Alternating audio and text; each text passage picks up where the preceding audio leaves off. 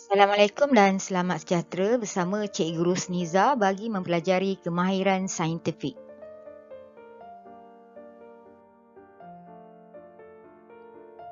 Baik, kemahiran saintifik merupakan kemahiran penting untuk menjalankan sebarang aktiviti mengikut kaedah saintifik seperti eksperimen, projek dan penyiasatan.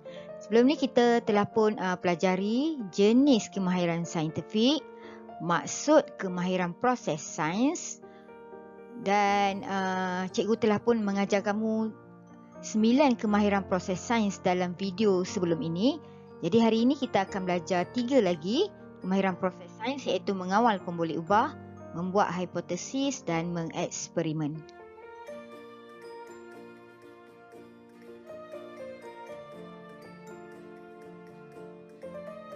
Baik, kemahiran mengawal pemboleh ubah bermaksud faktor-faktor yang boleh berubah dalam suatu penyiasatan. Semasa kita melakukan sesuatu penyiasatan atau eksperimen, ada beberapa perkara ataupun faktor ataupun objek yang kita gunakan bagi menjalankan penyiasatan tersebut. Ada objek tu dia sama je sepanjang penyiasatan dan mungkin ada yang berbeza dan ada hasil yang ingin kita lihat. Jadi itulah yang dipanggil pemboleh ubah. Jadi sewaktu kita melakukan penyiasatan, ada beberapa jenis pemboleh ubah yang kita kenal pasti, iaitu ada 3 jenis, iaitu pemboleh ubah dimanipulasi PM, iaitu benda yang berbeza, tidak sama dan berlainan. Kemudian pemboleh ubah bergerak balas ataupun PB, iaitu hasil penyiasatan, perubahan yang berlaku di akhir penyiasatan dan keputusan yang ingin kita perolehi, yang kita nampak di akhir penyiasatan tersebut. Kemudian PS, pemboleh ubah dimalarkan. S ni singkatan daripada sama. Jadi benda yang sama, tidak berubah dan tetap.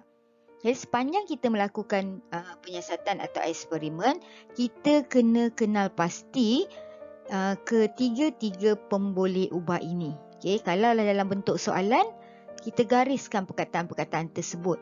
Jadi mudah untuk kita tahu, iaitu dia adalah pemboleh ubah dimanipulasi, pemboleh ubah bergerak balas dan pemboleh ubah dimalarkan. Baik, dua perkara penting semasa kita nak menulis pemboleh ubah. Kata kuncinya mestilah di hadapannya diletakkan parameter, diikuti di belakangnya objek. Bagaimana kita nak kenal pasti parameter? Parameter tu adalah ciri-ciri bagi sesuatu objek. Contohnya kalau kita pergi ke kedai nak membeli baju, apakah ciri-ciri baju tu yang kita nak lihat sebelum kita beli? Seperti saiz, warna dan harga. Jadi itulah yang dipanggil parameter, ciri-ciri bagi sesuatu objek. Contoh kat sini, saiz. Objeknya bika, pasu, span dan tuala. Baik, parameter yang lain, bilangan, ketinggian, berat, isi padu, kehadiran dan keadaan. Dan pastikan di belakang parameter ini adalah objek. Jadi begitulah cara untuk menulis pemboleh ubah. Ingat, di hadapannya parameter, iaitu ciri-ciri bagi objek tersebut, dan di belakangnya objek tersebut. Baik, bagaimana cara kita nak kenal pasti ciri-cirinya? Okey, contoh di sini, misal katalah kita nak buat pemboleh ubah dimanipulasi ya. Kat sini kita ada pasu besar, pasu kecil. Objeknya pasu, jadi kecil dan besar itu adalah ciri-ciri bagi saiz. Jadi saiz adalah parameter, diikuti objeknya pasu. Begitu juga dengan yang seterusnya. 100 gram gula, 200 gram gula. Objek gula, kemudian gram menunjukkan berat ataupun jisim gula. Pokok tinggi, pokok rendah. Parameter ketinggian, objeknya pokok. Kemudian 100 km dari Ipoh, 200 km dari Ipoh. Dari Ipoh itu menunjukkan perjalanan. 1 km, 2 km, ciri bagi jarak. Kemudian kereta laju, kereta perlahan. Objek kereta dan parameter yang sesuai adalah kelajuan. Tanah kebun, tanah liat, objek tanah, dan yang tak sama kat situ jenis tanah. Disiram air, tidak disiram air. Okey, objek air, disiram dan tidak disiram itu adalah kehadiran air. Kemudian Rabu, Khamis. Rabu dan Khamis itu adalah hari. Jadi kita boleh tulis hari penyiasatan. Baik, bagi masa seperti tahun, bulan, minggu dan hari, kita tak perlu nak tambah parameter di hadapannya. Jadi pasal tu di depannya tiada parameter. Tetapi kalau kamu nak tambah bilangan hari, boleh, tak jadi masalah. Ataulah kamu tak nak tulis penyiasatan, kamu tulis hari sahaja pun betul, ya. Baik, dan yang terakhir, pokok, subur, pokok layu. Objek pokok, subur dan layu itu adalah keadaan pokok.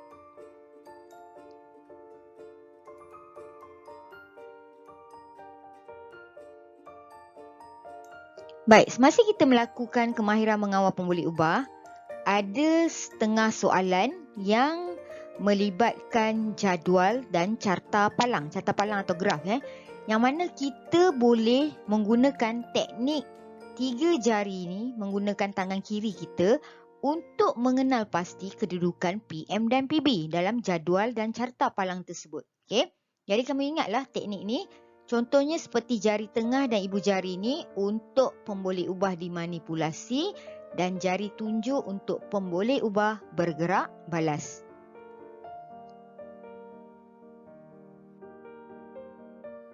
Baik, daripada teknik 3 jari tadi, kita jadikan tangan kiri kita tadi tu teknik 3 jari kiri L. Masih ada jari tunjuk untuk menunjukkan PB dan ibu jari tadi PM, kan? Saya katalah ini ada satu contoh soalan carta palang atau graf. Kita nak tahu di mana kedudukan PM dan PB menggunakan teknik jari ni lebih mudah.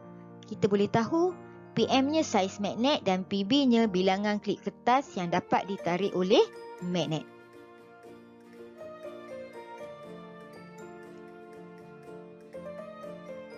Baik, selain daripada teknik jari kiri L, kita boleh gunakan teknik jari kiri V. Yang mana jari tengah tadi kita dah tahu PM dan jari tunjuk tadi sentiasa menunjukkan PB. Dan kalau dalam bentuk jadual seperti dalam rajah ini, jadi kedudukan PM dan PB kita boleh kenal pasti.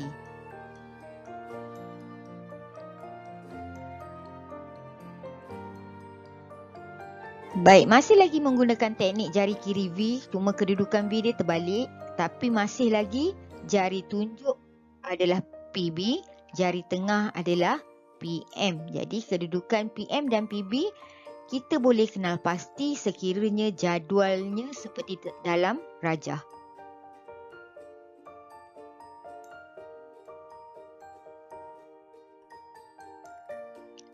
Okey, ada 2 cara untuk kita mencari pemboleh ubah dalam soalan. Okey.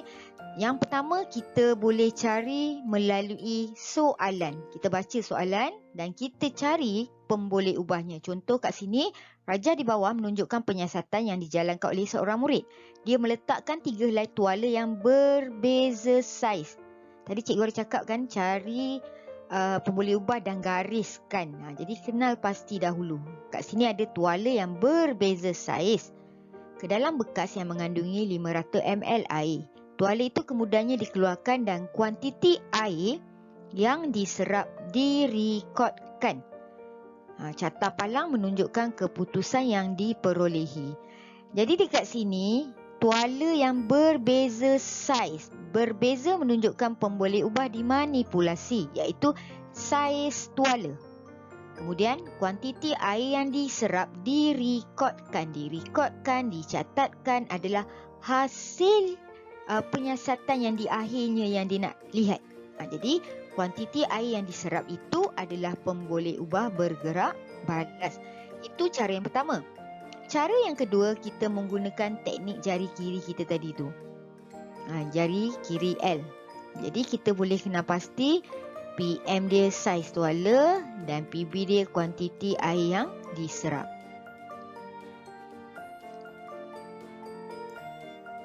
Dan kalaulah soalan tu nak cari PS, pemboleh ubah dimalarkan. Jadi kita kena pasti sajalah apa objek yang ada dalam soalan tersebut. Contohnya tadi tuala air dengan bekas. Jadi kita letakkanlah parameter yang sesuai bagi pemboleh ubah dimalarkan tersebut.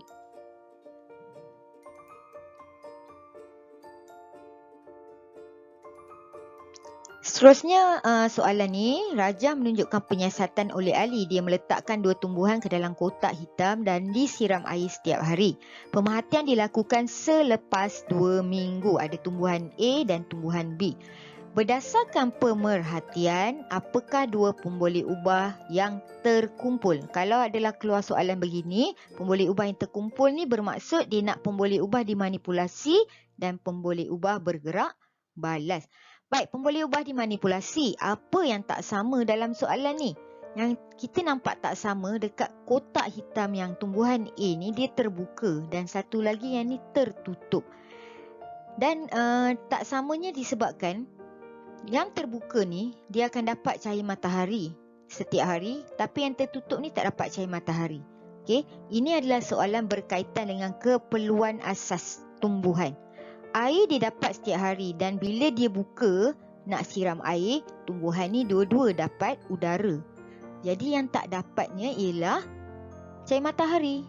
Itu pemboleh ubah dimanipulasi dia. Jadi kita akan bagi jawapan kehadiran cahaya matahari untuk pemboleh ubah dimanipulasi, dan hasil yang dia nak lihat pemboleh ubah bergerak balas dia adalah keadaan tumbuhan selepas 2 minggu.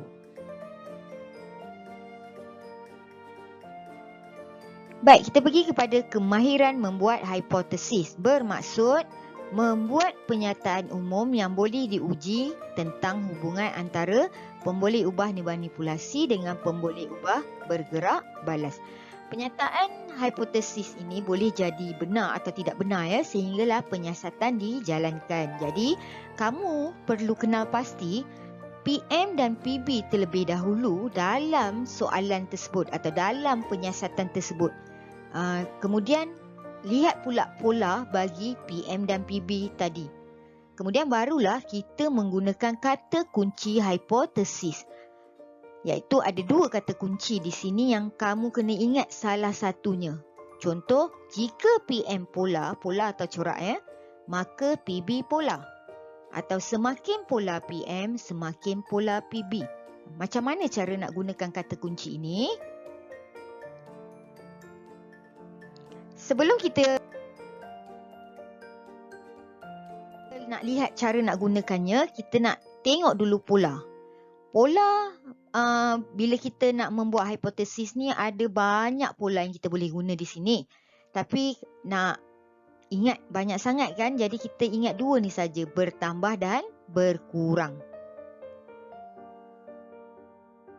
Okey, kita tengok satu soalan yang tadi tu, kita dah tahu PM dan PB dia. Kita gunakan teknik jari kiri V untuk jadual ni. Baik, ini kata kunci bagi hipotesis. Jika PM pola, maka PB pola.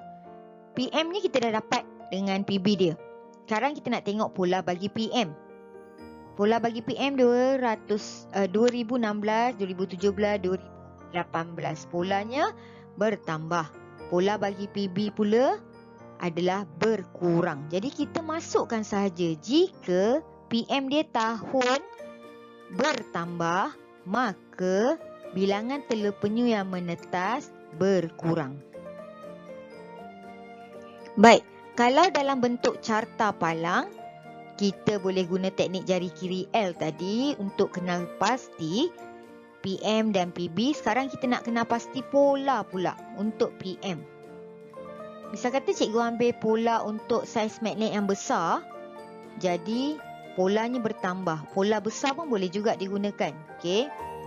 Dan kita nak tengok PB dia pula, bilangan klik getah yang dapat ditarik, polanya bertambah. Jadi kita masukkan saja jika saiz magnet bertambah. Kalau kamu nak guna jika saiz magnet besar pun boleh juga. Maka bilangan klik kertas yang dapat ditarik oleh magnet bertambah. Okey, soalan yang tadi kita dah kenal pasti PM dan PB-nya dalam soalan atau dalam bentuk carta palang yang menggunakan teknik jari kiri L. Kita masukkan saja jawapan. Jika saiz tuala bertambah. Saiz tuala bertambah ni maksudnya cikgu ambil yang Z. Sebab tuala Z ni besar. Okey. Maka kuantiti air yang diserap bertambah. Tengok yang Z ni. Dia punya kuantiti air dia yang paling banyak kan. Kalau kamu nak ambil yang X juga boleh juga yang ni. Yang untuk saiz tuala yang kecil. Jika saiz tuala berkurang atau jika saiz tuala kecil, maka kuantiti air yang diserap yang sini 25 ml berkurang. Itu bagi yang tuala X. Tapi untuk jawapan ni cikgu ambil untuk tuala Z.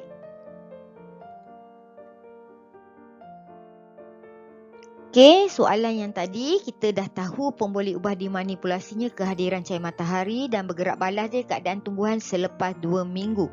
Soalan dia berdasarkan pemerhatian apakah hubungan daripada penyiasatan. Hubungan di sini adalah hipotesis. Lain daripada dia gunakan perkataan hipotesis, dia akan gunakan hubungan. Apakah hubungan? Okey. Jadi untuk soalan ni, jawapan dia, jika tumbuhan tidak mendapat cahaya matahari, maka tumbuhan akan mati. Baik, bagi kehadiran dan keadaan parameternya, kita tak boleh buat polanya bertambah dan berkurang. Jadi, kita akan gunakan macam ni lah jawapan dia. Jika tumbuhan tidak mendapat cahaya matahari, maka tumbuhan akan mati.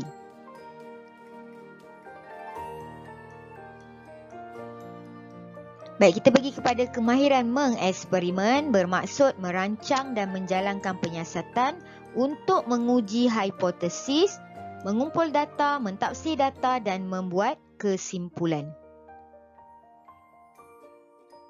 Baik, semasa kita nak melakukan eksperimen ada 4 perkara yang kita kena lakukan. Yang pertama, merancang eksperimen.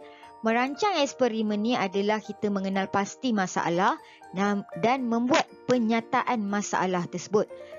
Kemudian kita membuat hipotesis, kemudian kita mengawal pemboleh ubah, kena senaraikan alat-alat dan bahan dan kita rancang langkah-langkah untuk melakukan eksperimen tersebut. Jadi itu bagi kita merancang eksperimen. Kemudian seterusnya, semasa kita nak menjalankan eksperimen ini pula, kita kena pastikan langkah-langkah yang kita rancang tadi kita ikuti dengan betul. Terutamanya bagi kemahiran mengawal pemboleh ubah. Kerana ia boleh mempengaruhi keputusan eksperimen semasa kita mengumpul data ini. Okey. Kemudian yang langkah yang ketiga, kita mengumpul data atau dapatan tadi dalam bentuk grafik yang sesuai. Biasanya kita buat dalam bentuk jadual. Baik, jadi sebab semasa kita mengumpul data, kita melibatkan kemahiran berkomunikasi dan mentafsir data. Jadi jadual itulah penting agar semua orang bila lihat faham. Dan langkah yang terakhir, kita membuat kesimpulan daripada keputusan eksperimen yang telah kita lakukan. Dan hasil tu kita persembahkan dalam bentuk laporan eksperimen.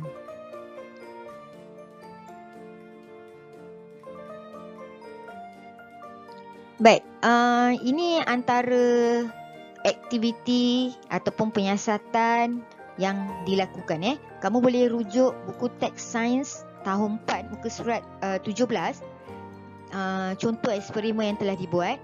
Jadi semasa kita nak melakukan eksperimen, yang langkah pertama tadi kita merancang eksperimen kan. Jadi semasa kita merancang eksperimen, kita perlu kena pasti tujuan eksperimen dan penyataan masalah. Jadi kita kena senaraikan alat-alat dan bahan yang kita perlukan. Ni contohnya lah alat-alat dan bahan yang diperlukan. Eksperimen ni yang dia nak buat ni berkaitan tentang dia nak melarutkan gula dalam air. Jadi kemudian kena rancang langkah-langkah eksperimen tersebut dan semasa nak mengumpul data tu perlu dicatatkan. Okey, data. Baik, ini contoh eksperimen yang dibuat dari langkah pertama, masukkan 100 ml air suam ke dalam bikar A, B dan C. Dan semasa kita melakukan eksperimen tadi, cikgu cakap kita boleh cari pemboleh ubah. Contoh langkah pertama ni, kita boleh cari pemboleh ubah dimalarkan, iaitu isi padu air. Sebab ketiga-tiga bikar ni dimasukkan 100 ml air. Jadi isi padu air boleh dijadikan pemboleh ubah dimalarkan. Satu lagi, jenis air. Baik, langkah kedua, masukkan 1 sudu gula ke dalam setiap bikar. Setiap bikar mendapat 1 sudu gula. Jadi di sini boleh pemboleh ubah dimalarkan, iaitu bilangan sudu gula. Okey, yang ketiga, aduk bikar A sekali setiap seminit. Aduk ni maksudnya kacau Jadi aduk bikar A sekali setiap seminit, bikar B 3 kali, bikar C 6 kali. Kat sini yang nampak tak sama adalah bilangan dia kacau tu, dia aduk tu. Jadi situ pemboleh ubah dimanipulasi, bilangan adukan. Kemudian yang terakhir, catatkan masa. Catatkan masa untuk gula melarut sempurna di dalam setiap bikar. Catatkan tu maksudnya hasil yang dia nak lihat di akhirnya, masa untuk gula melarut sempurna. Itu adalah pemboleh ubah bergerak balas. Jadi bila dah dapat tu, kita boleh masukkan dalam bentuk jadual hasil dapatan, iaitu pemboleh ubah dimanipulasi, bilangan adukan dan pemboleh ubah bergerak balas.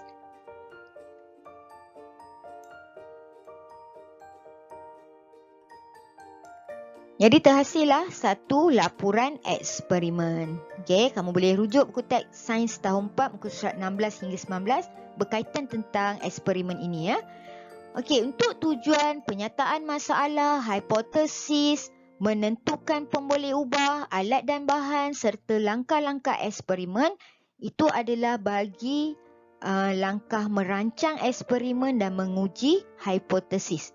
Kemudian kita dapatkan data atau dapatan dan kita mentafsir data tersebut dalam bentuk jadual ini. Itu adalah langkah mengumpul dan mentafsir data. Dan akhir sekali kita membuat kesimpulan. Maka lengkaplah satu laporan eksperimen kita. Baik, cikgu pergi kepada yang pertama ni, iaitu awalnya kita buat apa tujuan kita melakukan eksperimen kan.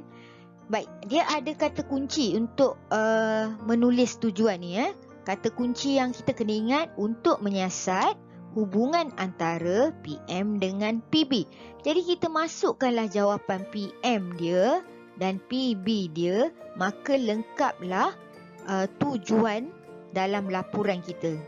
Untuk eksperimen ni, untuk menyiasat hubungan antara bilangan adukan dengan masa untuk gula melarut sempurna.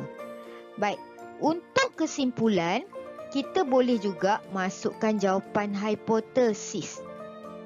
Hipotesis tadi yang dekat atas awal tadi, yang kita buat kesimpulan awal tadi. Dan kalau kita dah lakukan eksperimen dan kita rasa benar eksperimen tu dengan hipotesis yang kita dah buat di awalnya, dan kesimpulannya kita boleh masukkan saja jawapan hipotesis.